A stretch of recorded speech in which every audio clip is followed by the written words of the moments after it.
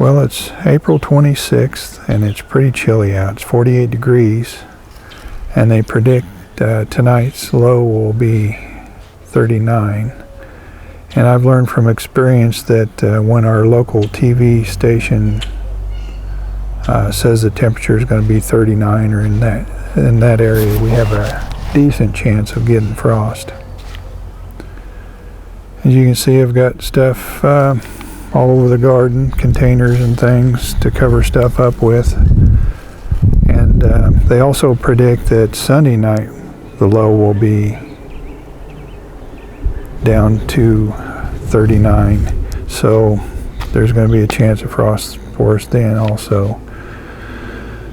But anyway, I thought it'd be a good time to talk about frost-free dates and how important it is to know your frost-free date.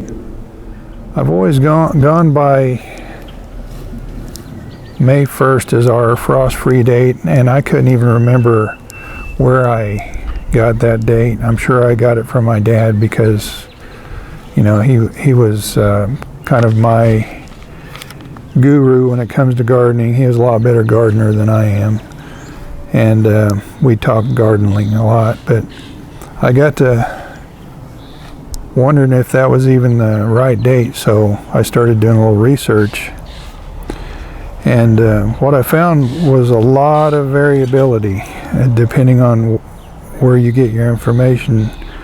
Like, for instance, one interactive map site, their date for us was May 1st through the 10th. And then a lot of other sites give you a average probability date, which most of them were around the middle of April. Then I checked with the National Weather Service website, and they listed the all-time record last freeze for our area of May 13th, 1966.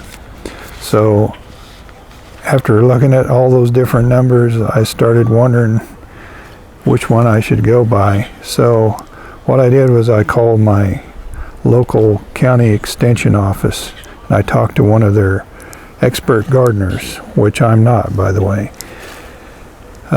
Anyway, he said that he goes by a range of from April 15th through April 30th, which means, generally speaking, on May 1st, you're probably not going to get frost, which is the date I've been going by all along, so I felt better about that. So, if you don't already know your frost-free date, I would recommend that you call your county extension office and see if you can find out from someone there. The person that answered the phone at our county extension office, she had no idea what I was talking about. And then she had to ask me a couple questions, and then she figured out that I needed to talk to the expert gardener, so that's who she hooked me up with. So you might have to be pretty specific with your question.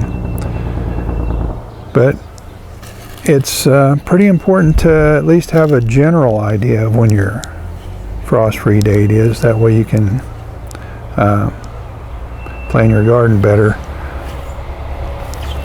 I usually go by April 15th. I start looking at our local weather and the 10-day forecast, and if it looks pretty good, I usually plant around April 15th. This year, I've had to cover up. Most years I don't, but you just never know. So you got to weigh the pros and cons of planting early. It's a gamble, and I took a gamble this year, and I'm having to do a lot of extra work by covering up my plants. But I think it'll pay off in the end. But it's up to you if you want to plant early or not plant early. Everybody has their own way of looking at things. I just thought I'd share some of this information, and maybe you can get a better idea of what's your frost-free date if you don't already know.